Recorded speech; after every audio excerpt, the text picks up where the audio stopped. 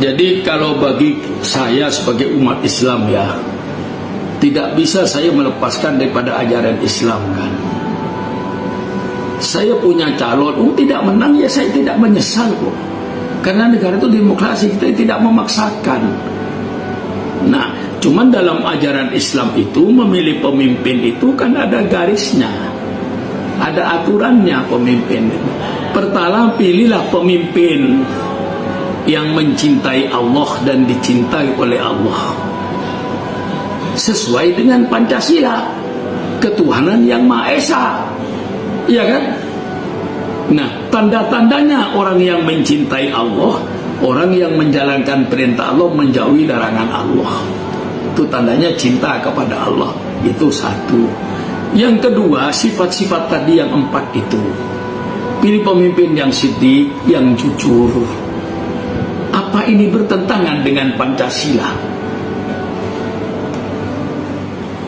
Apa ini bertentangan dengan Undang-Undang Dasar 45? Sekarang yang perlu dilarang itu kalau bertentangan dengan Pancasila, persilakan, tegur. Kalau bertentangan dengan 45, sekarang saya memilih orang yang mencintai Allah dan dicintai oleh Allah. Menurut Pancasila bagaimana? Undang-undang kalau tidak melanggar.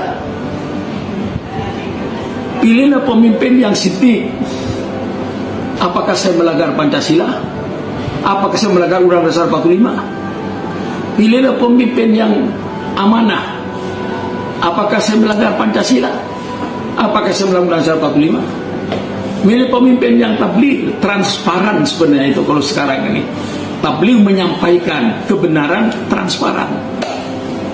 Apa saya tidak boleh milih pemimpin yang transparan? Milih pemimpin yang fatonah, yang cerdas. Apa tidak boleh? Nah, inilah secara globalnya. Nanti perinciannya tidak itu saja. Milih pemimpin juga yang dalam fatonah pengertian, mereka juga mengerti persoalan politik nasional. Tidak cukup pemimpin Indonesia ini cuma mengerti persoalan politik nasional, tidak cukup. Harus juga mengerti persoalan politik internasional. Bisa menanggapi gejala-gejala yang ada di dunia ini sebagai seorang presiden Indonesia. Karena kita akan bertarung nanti di Perserikatan Bangsa-Bangsa. Nah, kalau kita bertarung sama bangsa-bangsa, seorang presiden Indonesia harus mengerti persoalan internasional dan menguasai bahasa Inggris yang bagus. Karena kalau tidak menguasai bahasa Inggris yang bagus, nah ini kurang dipaham di PBB misalnya. Itu tambahan daripada prinsip agama tadi. Nah, sekarang kalau saya milih pemimpin misalnya, yang saya katakan tadi, orang yang mengerti politik nasional, persoalan bangsanya. Milih pemimpin yang mengerti persoalan dunia internasional. Kemudian lancar bahasa Inggrisnya. Apa saya salah? Apa saya melanggar undang-undang? Yang boleh ditegur misalnya kalau melanggar undang-undang. Misalnya gagasan melanggar Pancasila, Undang-Undang Dasar 45, baru dilarang.